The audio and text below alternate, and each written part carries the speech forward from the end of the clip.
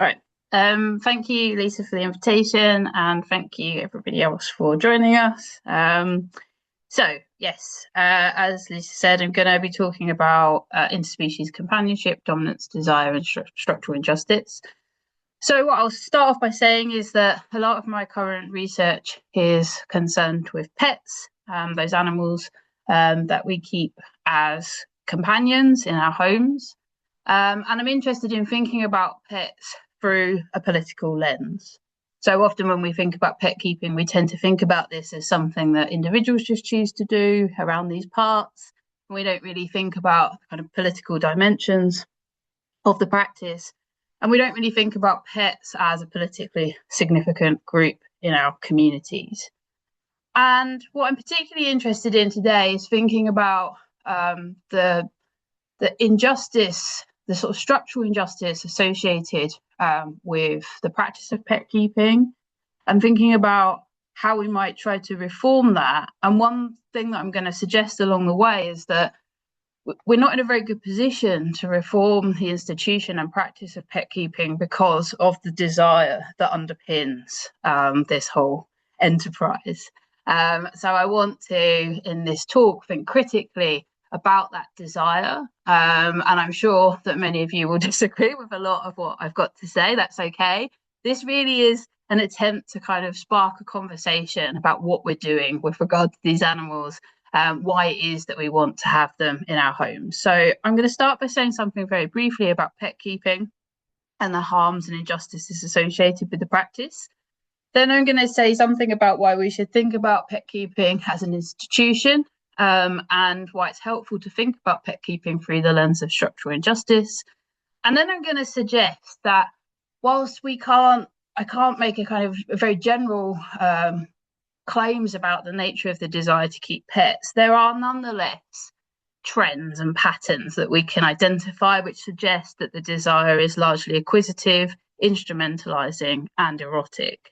And then I'm going to suggest something about how we might reform the desire to keep pets. Okay, so pet keeping, harm and injustice.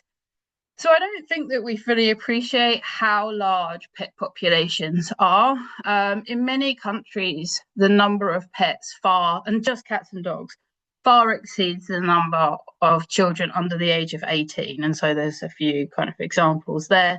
And even in countries where that's not true yet, such as China, which has a much more kind of complicated history when it comes to pets. So under Mao, pet keeping was regarded as a bourgeois affectation, right? And for a long period during the 80s and 90s, dogs were banned.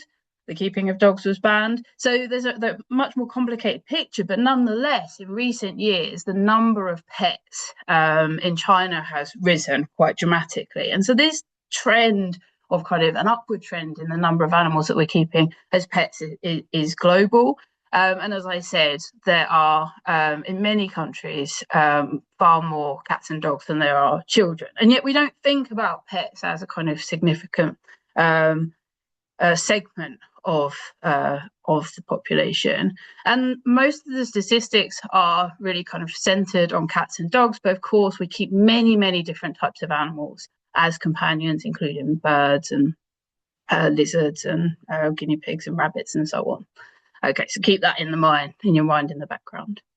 So what kinds of harms are associated with the practice of keeping animals as pets? Well, they're harmed in all kinds of ways, and these will be quite familiar to you. I'm probably not telling you anything you don't know. So of course, unfortunately, some animals who are kept as pets are subject to cruel treatment. Sometimes they're just neglected. People don't really have the time to care for them properly, or the appropriate resources to care for them in the ways that they need. So it might mean that they don't really, they experience poor welfare. Sometimes it might be because their owners don't really know what they need. So overfeeding is a common problem amongst cats and dogs in the UK. Pets might be abandoned because they're no longer, their owners no longer want them for whatever reason. They may suffer from genetic disorders such as breathing problems or other inherited problems like arthritis or cancers. that all come about because of our breeding practices. So there will be animals who are harmed actually in the breeding practices, if you think about things like puppy mills. But then there are also the harms that come about because of the ways in which we're breeding these animals. And even when animals who are kept as pets are not harmed, they're often exposed to risk of harm. And this, I think, is something that we shouldn't lose sight of. Most animals who are kept as pets are very dependent upon their guardians for care. And that means that they're distinctively vulnerable. If those guardians, for whatever reason, don't give them the care that they require, then they are likely to be harmed. And so even when an animal has a loving guardian, they're nonetheless vulnerable to risk of harm should anything happen to that person. There are also all kinds of negative effects that kind of come about from this practice of pet keeping. So one is the impact on biodiversity. If you think about the impact of keeping cats, for example, free roaming cats, on local wildlife, in particular birds and small mammals. Or you might think about the pollution involved in the management of companion animal waste. So this is something that we don't talk about a lot, but all of these animals defecate, and that needs to go somewhere. And often it goes into plastic bags and then into landfill. There's also a significant kind of carbon cost in terms of feeding these animals. So all of these animals need to be fed.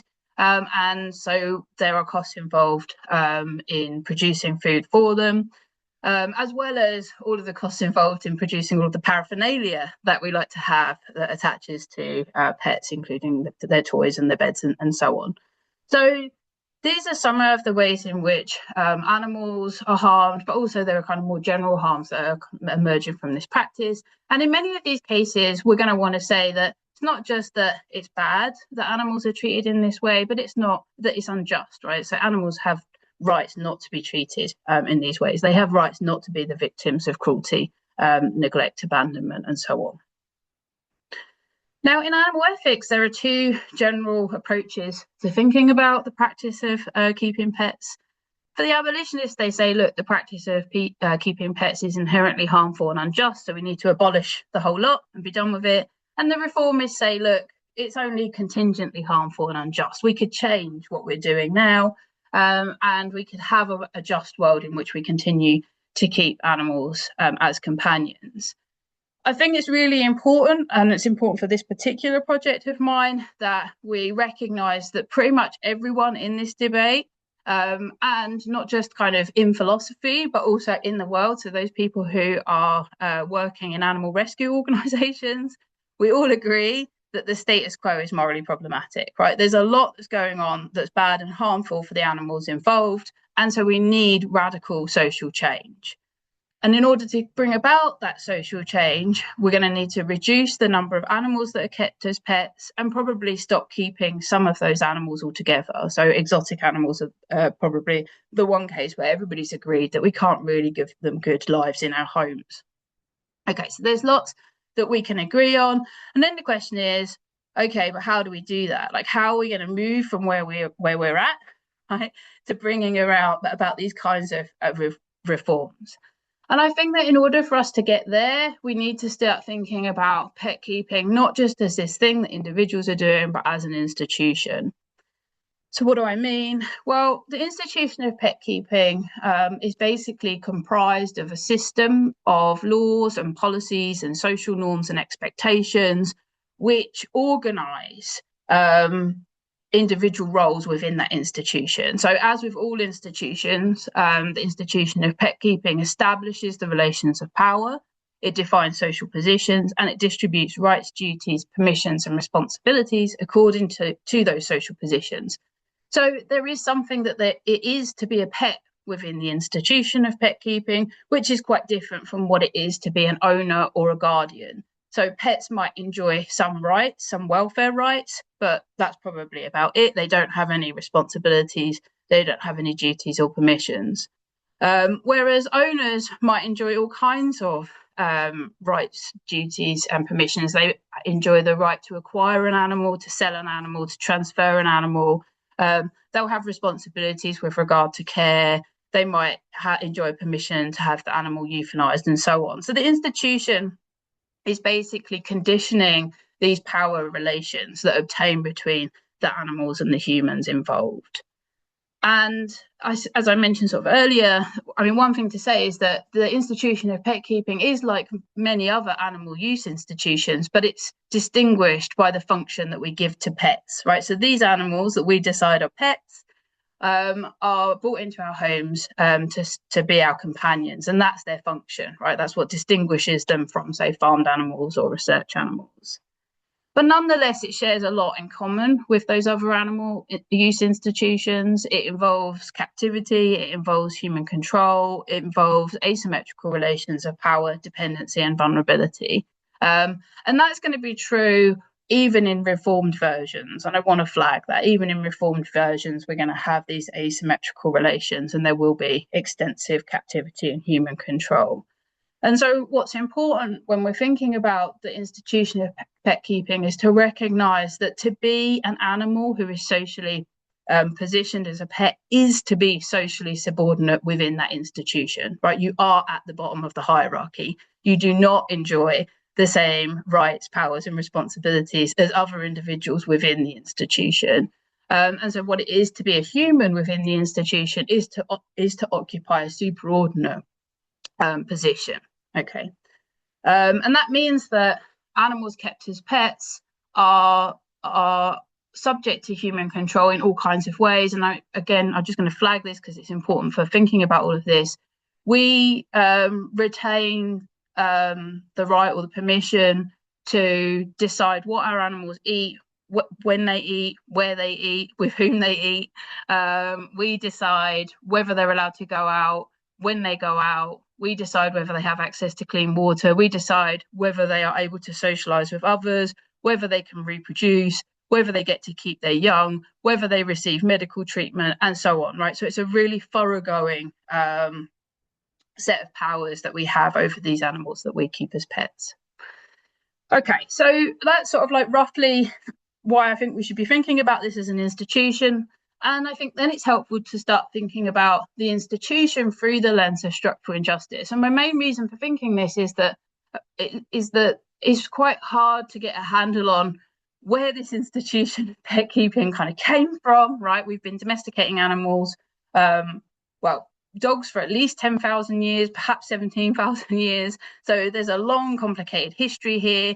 There's no single individual who seems to be responsible for any of this. And so thinking about it through the lens of structural injustice, where we shift away from thinking about individual wrongdoing to structural processes, I think is helpful in general for thinking about what we ought to do. So some of the features of structural injustice, or an account of structural injustice, and here I'm borrowing from Young.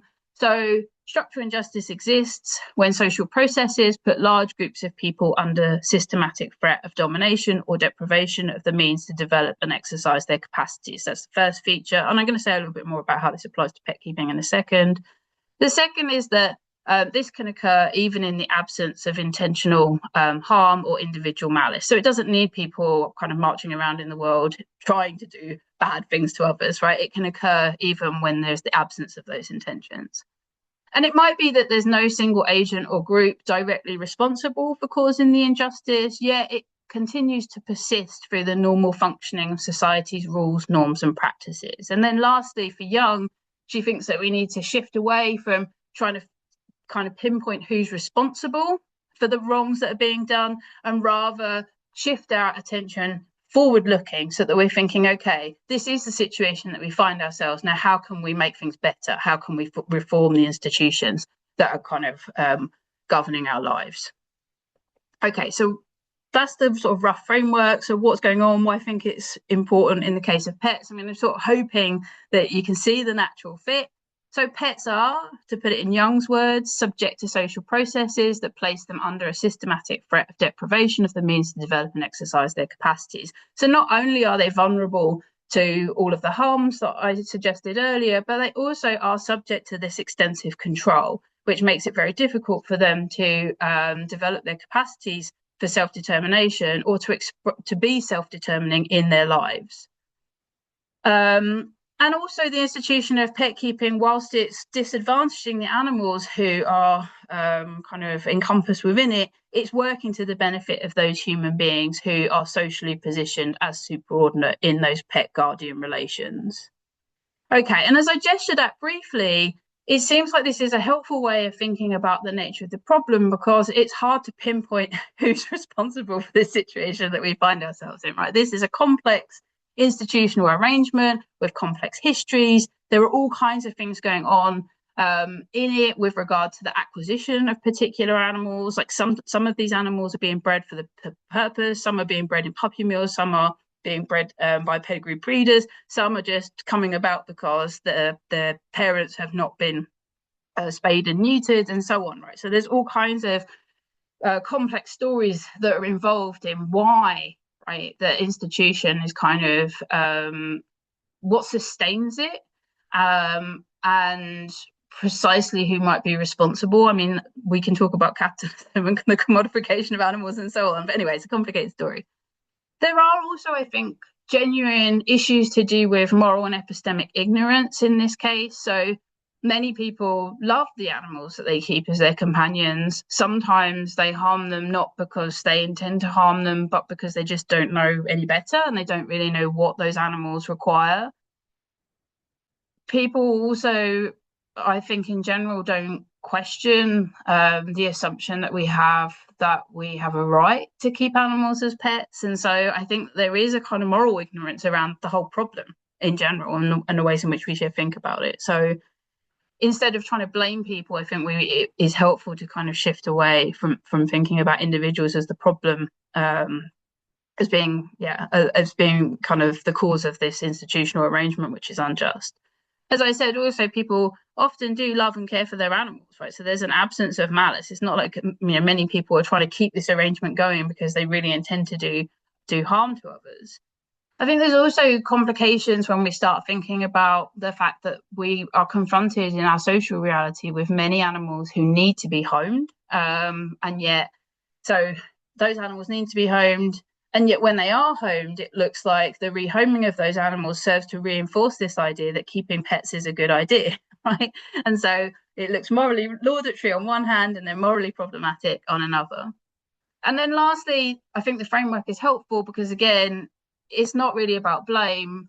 And I don't think that I would have much strategic success if it was about blame, given that so many people have pets and so many people love them, right? So, and I guess that one just general thing I want to say is that we are socialized into the idea that we should want pets from a very, very young age, right? Lots of children's cartoons and films and books and songs are all kind of involve this idea that having a pet is something that you should desire, is something that you should want.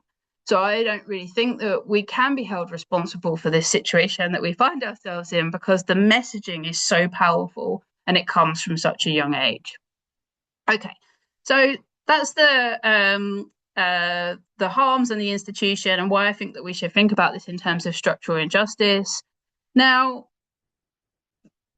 as I said, I think everybody agrees that we need radical reform here in order to eradicate or mitigate the structural injustice which is done to animals who are socially positioned as pets, but also to kind of do something about those negative externalities.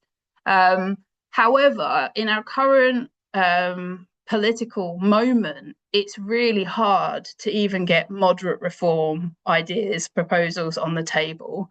And that's because people, as I suggested, do assume this right to keep animals as pets. And this is like a deeply held thing for some people. Just as a kind of throwaway anecdotal illustration of this, you probably all know somebody who wanted to adopt an animal for a shelter, but was turned down and was indignant about why they were turned down, and then probably went out and purchased an animal from somewhere else, right? We do think that we're entitled. There is a sense of entitlement when it comes to keeping animals as pets. Okay, so I think in general that we need to have a wider conversation about the desire that is sustaining the institution, right? So in order for us to even begin to bring about these reforms and talk about these reforms, we need to think about what it is that we're doing, right? The desire is the thing that is driving the demand. And so thinking about that, I think is helpful. Okay, so as I said at the beginning, like people will desire pets for all kinds of reasons. So I can't give you like an account which is going to be true of all people, right? People desire pets for companionship. They desire pets because they're lonely. They desire them because they want to feel safe at night. They might desire them because they want to teach their children about friendship and love and grief and responsibility. They might want pets because they just want to give them to others as an expression of love. They might want a pet because they want to get out of the house more, or they want to use the animal to kind of foster social connections with others and so on. Right? So people have all kinds of desires for keeping animals in their homes. So I can't give you a general story, but I think that there are features of the institution and facts about our practices which tell us something about the nature of the desire which is sustaining the institution. And I think that once we have these on the table, we can think about the ways in which we might reform ourselves and the kinds of interventions that we might need to have in place at a societal level in order to change these desires. Okay, so the first thing I want to say is that the desire for pets is acquisitive. So our relationships with human beings are often difficult, right? They're complicated. Human beings are tricky. We can be disappointing, angry, vengeful, not very nice, hard to please, and so on, right? But our relationships with other animals are much less complicated. So when if you're looking for a companion, it's much easier, right, to go out and get an animal than it is to kind of wrangle with the difficulties of having relationships with humans. But one thing I want to say here is that to want a pet is to want a distinctive kind of relationship with another being. And this kind of comes out of the fact that those others are positioned as they are within the institution of pet keeping. So to want a pet is to want a relationship with another who will be unconditionally yours, right? They cannot leave, right? They cannot reject you. They cannot abandon you. And you also assume the full right of control over them, which again is very hard to get in our relationships with human beings. So, this is partly, I think a conjecture on my part, but I think it's partly what's attractive about pets, right? Is that they are ours, that they will be loyal, that they won't disappoint us in the way that human beings will, and we will have control over what they do. It's also to want a relationship with another who is socially subordinate to you, over whom you assume authority. So as I said, this is like constitutive of the institution. Now you might say, no, right? I just want a completely egalitarian relationship with my dog. And you might want that genuinely, but the thing is that you cannot achieve that in the world in which we live. So to want an animal is to really want an animal who is to want to be in a relationship with somebody who just will be socially subordinate to you, who you will have authority over. So it is to want that kind of authority relation.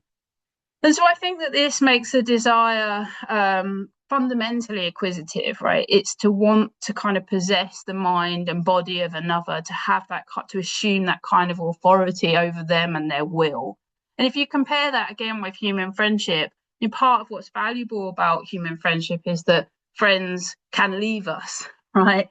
That we have to work at being their friend, right? You can't assume this kind of total control over another.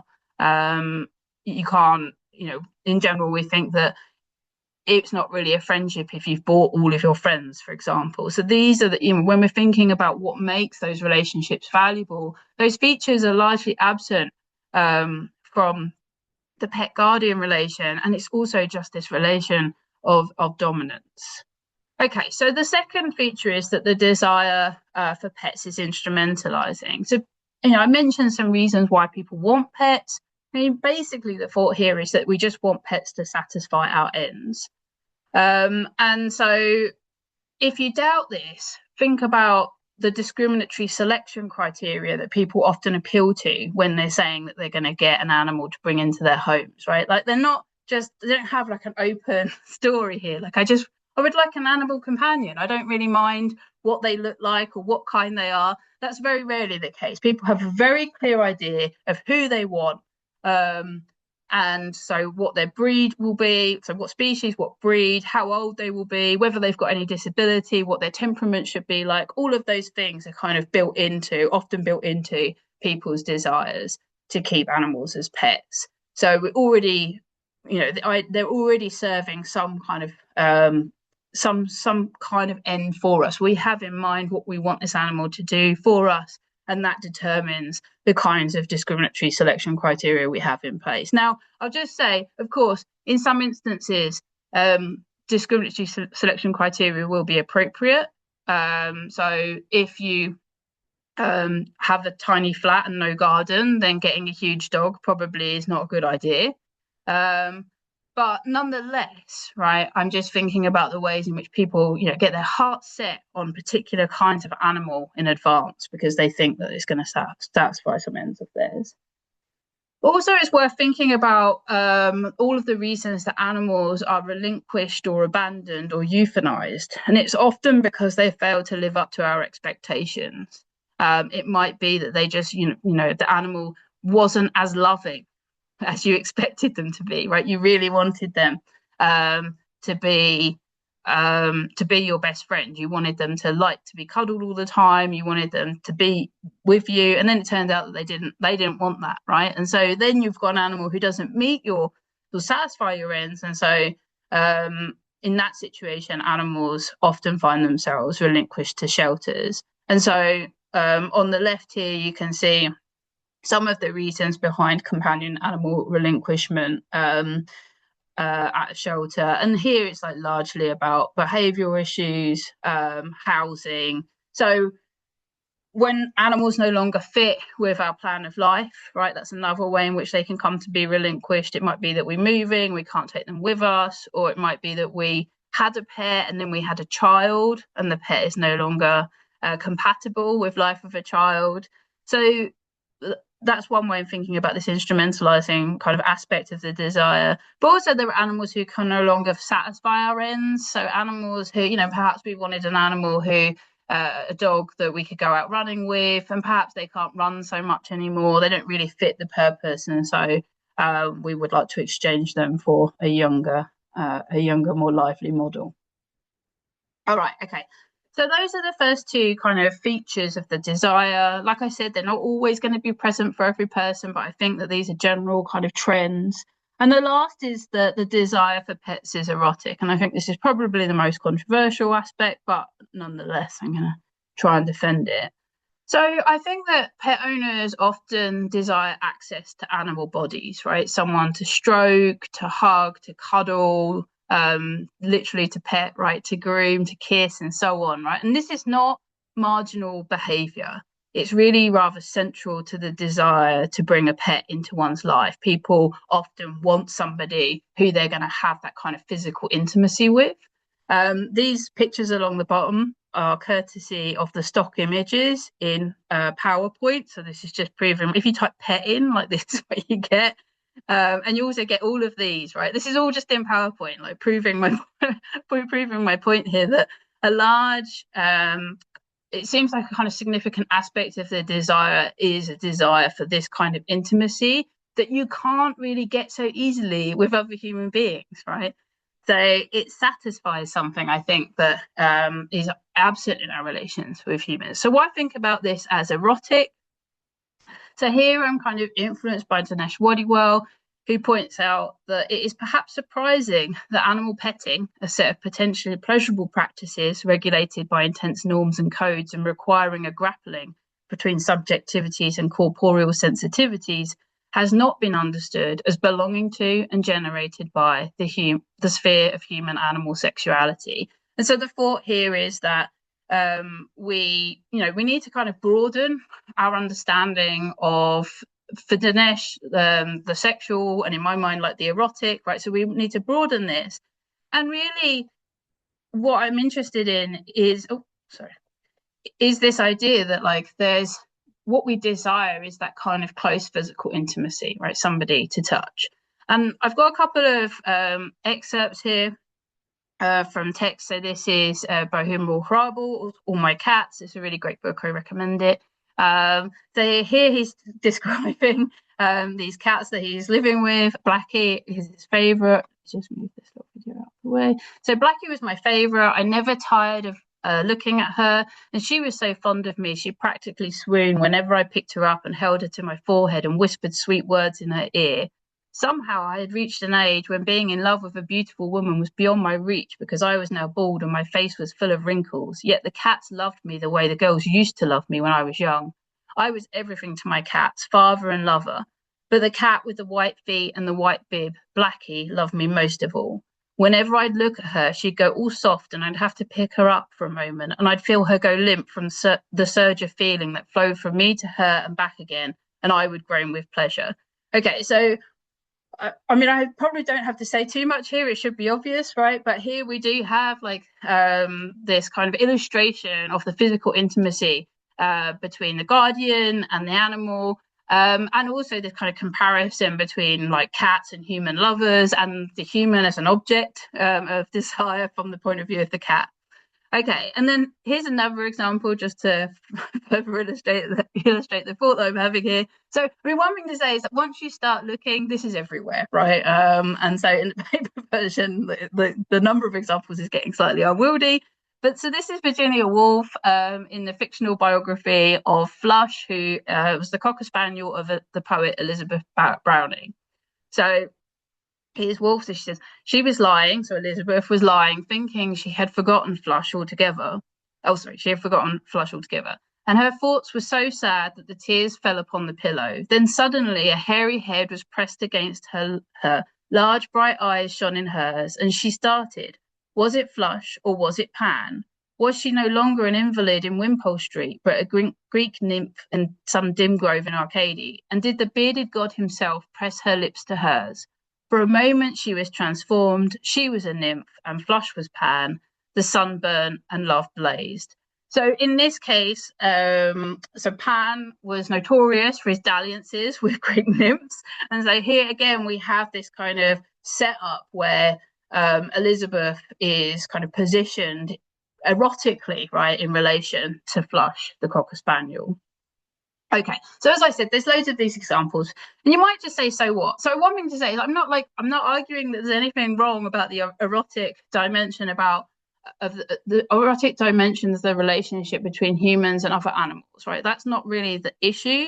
What is the issue for me is that pet ownership, I think, is attractive because it satisfies this desire that we have to engage in unsolicited, impulsive touching of another that we can't just do to human beings, right? Because we recognize that touching human beings without their consent is not appropriate. But with other animals, we just assume that they are touchable, right? Animals positioned as pets in particular are sort of constitutively touchable in our minds. So they're subordinate. We don't think about their boundaries as being boundaries that need to be respected. We assume this right to touch them, even when they're not our own. And these animals are often socialized into this role, right? The role of pet is to be touchable. You need to be unconditionally touchable. Animals who resist our touches, who are aggressive in response to our touches, right, are kind of continual trying to touch them, often find themselves out of a home, right? Because it's part of what it is to be a pet. So that's, yeah. One other thing to just say here is that we are largely insensitive to the wills of other animals. So we just want to touch them. This is it's an impulse on our side. And like I said, this should come as no surprise. We've been socialized into this ourselves. We have come to understand that animals who are pets are touchable. And so we reach out to touch them all the time, but we don't really respond very well to their dissent in these contexts. And as I said, we reject animals who don't tolerate our desire to touch and those who make themselves physically unattainable. Okay, so I know that I'm very short on time, so I'm going to whip through this bit and then I'll finish up.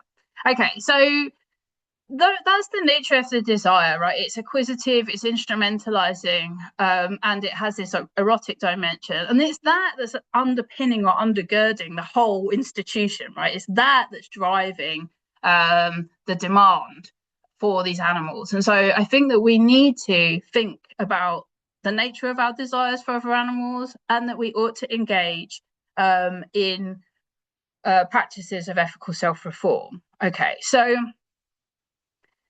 the problems that are associated with pet keeping, as we've seen, because the problems are more structural than just kind of rooted in the individual, aren't going to be solved by people just treating their animals better. Like, that is not the issue here, right? Part of what is going on is that we have these desires which are problematic, and they're the thing that are sustaining the institution.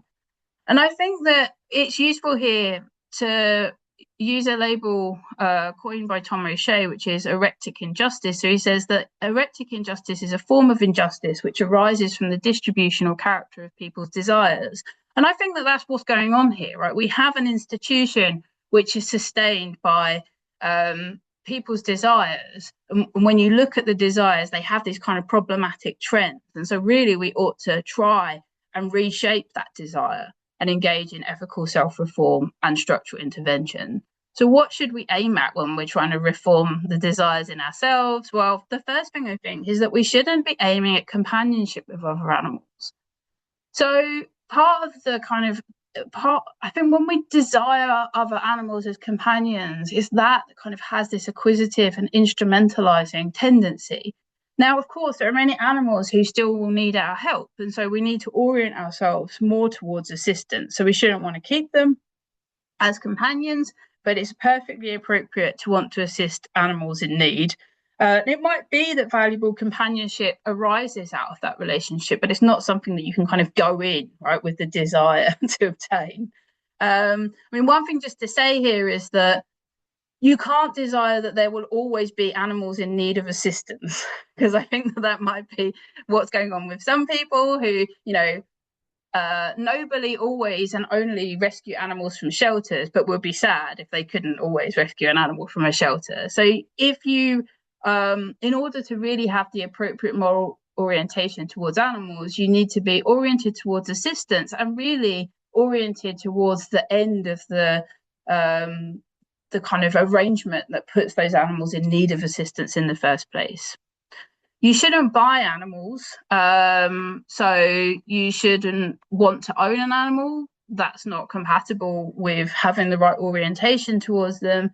And since you shouldn't want to own one, then you shouldn't really ever want to buy one, right? Again, you're trying to strip the acquisitive and instrumentalizing aspect of the desire. And so thinking about it in that way, I think is helpful. So again, shifting the focus of desire to assistance is helpful here. Look, it's fine to want to assist an animal who doesn't have a home already. It's not okay to want to go and buy one, because it's just a reflection of the acquisitive and instrumentalizing aspects of the desire. No arbitrary discrimination, right? So when we're thinking about assisting animals, then we need to, again, strip that of the discriminatory dimensions, the desires for particular kinds of animals. So, as I said, it might be that sometimes it's appropriate. There are going to be some things that make a difference or mean that it's appropriate to keep one kind of animal rather than another. But we shouldn't, our assistance, our desire to assist animals shouldn't be conditional on arbitrary characteristics such as their species, breed, cuteness, age, temperament, and so on. And the same is true when we're thinking about our desire to assist other human beings, right? We shouldn't think that we only desire to assist human beings who are the same race as us or the same sex as us or who are attractive or so on. So if you want to help animals in need, then you should be just as open to caring for gerbils, mice, rabbits, and elderly cats as you are to chocolate-coloured labradoodles, which are all the rage. Okay, no disrespectful touching. So when we're thinking about this, like when we're thinking about our desire to bring animals into our homes, we need to kind of keep in check our own impulses here, right? So assisting animals just doesn't give us an unconditional right to touch and hold and watch and pursue the animals in our care, right? It also means that we need to keep our impulses in check. Now, what's difficult here is that many of these animals have been socialized into seeking out our touching because that's part of what it is to be a pet. So it's not to say that we shouldn't be engaged in these kind of close acts of physical intimacy, but rather that we're more mindful of when other animals don't want that, right? So thinking more about what their personal boundaries are, recognizing dissent and being sensitive to dissent in that context. And if you took all of this seriously, I think that for many people, pet keeping wouldn't really be an option anymore, right? Because you wouldn't be purchasing these animals, and you wouldn't be acquiring them to satisfy your own ends, and you wouldn't be only offering conditional assistance. So really, if you sat down and thought, right, what is it? Right, why do I really want a pet? What are my reasons here? Once you've kind of stripped back all of the stuff that I've suggested, I think there'll probably be not, only a few who really genuinely want to assist animals because it's important to assist animals in need, right? Okay, and then lastly, so I've said all of that, but it seems very likely to me that we're not going to get there to ethical self-reform because, as I said, we have been socialized, from infancy into this belief that we have a right to keep animals as pets. And for many people, this is deeply, deeply held and part of their identity, right? Like this idea that you're a dog person or a cat person, not being able to imagine one's life without animals, I think does pose serious problems for how we're going to change all of this. So structural interventions are needed. And I think that this does start with childhood education and socialization. So making sure that there is more kind of critical exposure and engagement with the idea of pet ownership as something which is morally problematic, right? And ensuring that within children's education, animals are represented as creatures who have important agential capacities, and there shouldn't be any classroom pets. We want to make sure that pet owners and would-be pet owners are also engaged, right, or kind of encouraged to conduct this kind of ethical self-reflection so that there's a challenge to these key assumptions that many of us just hold unquestioningly.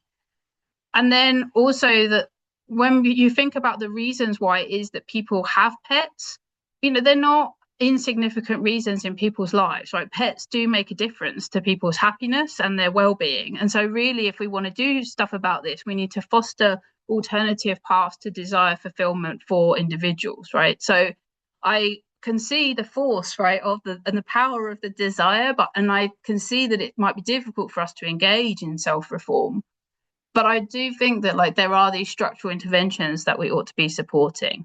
Okay, so just to conclude, sorry that I overrun very slightly. So I've tried here to critically interrogate the desire to keep pets, which is at the source of an unjust institution, right? So I've suggested that we should be thinking about pet keeping not as just individuals doing their things, but as an institutional arrangement. And that institutional arrangement is unjust, both with regard to the animals kept inside it, but also with regard to the negative impacts it's having on us and our environment.